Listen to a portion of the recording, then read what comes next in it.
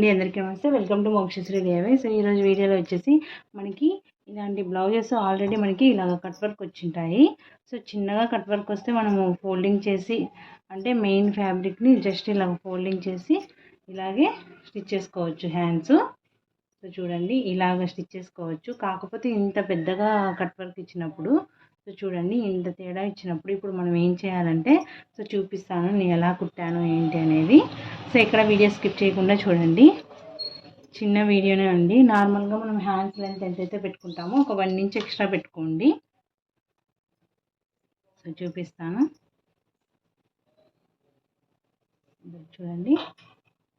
10 inches కదా. So ఇలాగా ఖర్చుకి ఒక 1 ఇంచ్ కలుపుకొని 11 ఇంచెస్ ఎలా పెట్టుకుంటాం కదా, నార్మల్గా ఎలా పెట్టుకుంటామో అలాగా. సో ఇది ఉల్టా ఇలా తీసేసుకొని చూడండి ఇది మనకి ఎంబ్రాయిడింగ్ ఇచ్చింటారు కాబట్టి మనకి ఏం ఊసిపోదు. సో ఇలా చూసుకోండి. మనకి పట్టు క్లాతులకి అయితే ఇబ్బంది అవుతుంది, ఫ్యాన్సీ శారీస్కి ఇస్తారు ఇలాంటివి. సో ఇలాగా చూడండి ఇక్కడ కరెక్ట్గా ఒక 2 పాయింట్స్ ఎక్స్ట్రా ఇలా పెట్టేసుకోండి. సో చూడండి ఇలాగా ఇలా రివర్స్ ఇలా పెట్టుకున్న తర్వాత దీన్ని ఇలా రివర్స్ చేసేసేయండి. ఓకేనా. ఇది ఇక్కడ కూడా మనకి కొంచెం జస్ట్ 2 పాయింట్స్ ఇలాగ లైనింగ్ క్లాత్ ఎక్స్ట్రా వచ్చేటట్టు ఇలా చూసుకొని ఇలాగ స్టిచ్ చేసేసుకోవాలి. చూడండి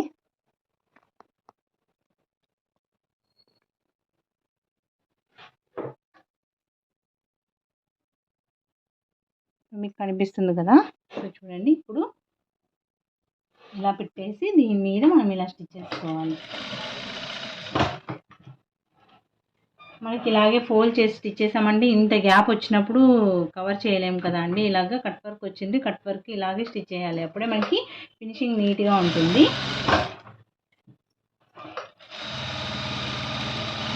ఇక్కడ మనకి కొద్దిగా లైనింగ్ ఎక్స్ట్రా వదిలేసేయండి. ఇది కరెక్ట్గా ఉంది కాబట్టి. మనకి ఏవైనా బీడ్స్ అలా వచ్చినప్పుడు కొద్దిగా ప్రాబ్లమే అవుతుంది. అప్పుడు అది కూడా చూపిస్తాను, మీకు వీడియో చేస్తాను.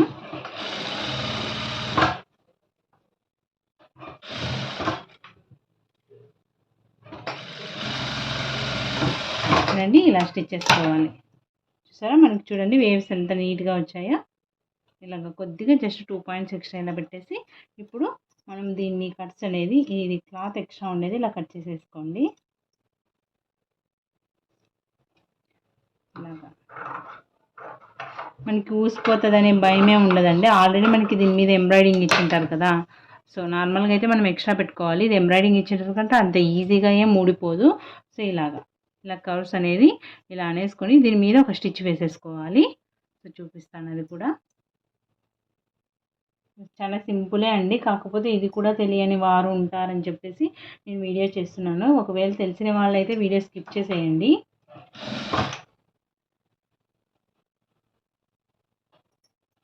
ఇంటి దగ్గర కుట్టేవారికి కొంతమందికి తెలియదని చెప్పేసి చూపిస్తున్నాను.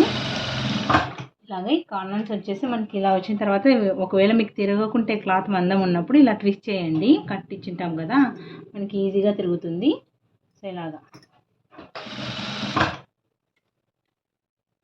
ఇంకొక ప్రాసెస్ కూడా ఉంటుందండి. ముందే మనం మార్కింగ్ వేసుకొని నెక్ పీస్ ఎలాగా మొత్తం ముందే మనం లైనింగ్ని రెడీ చేసుకోవాలన్నమాట. ఇది ఇలాగ మార్కింగ్ వేసేసుకొని ఇలాగ కరెక్ట్గా మనము అదంతా మనకి అంత బడ్జెట్ ఇళ్ళ దగ్గర కుట్టేటప్పుడు అంత అమౌంట్ ఇయ్యరు కాబట్టి మనం ఇలాగ సింపుల్గా స్టిచ్ చేసుకోవాలి. అదంతా మనకి ప్రాసెస్ ఎక్కువ అయిపోతుంది. ఇలా అయితే మనకి ఈజీగా అయిపోతుంది తొందరగా.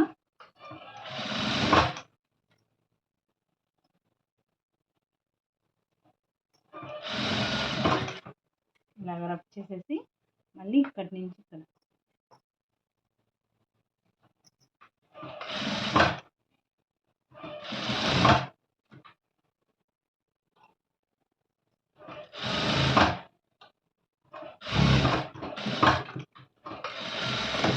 ఇంతే అండి. చూసారా ఎంత నీట్గా వచ్చిందో. ఐ హోప్ ఈ వీడియో మీ అందరికీ నచ్చిందని అనుకుంటున్నాను. నచ్చితే తప్పకుండా లైక్ చేయండి, షేర్ చేయండి, సబ్స్క్రైబ్ చేయండి. Thank you so much for watching. చూడారా ఎంత నీట్గా క్లియర్గా వచ్చిందో. ఎక్స్ట్రా వచ్చింది ఇక్కడ మనకి జాయింట్ పీసెస్ పడతాయి అన్నమాట. సో ఇలాగా స్టిచ్ చేసుకోవాలి. So thank you.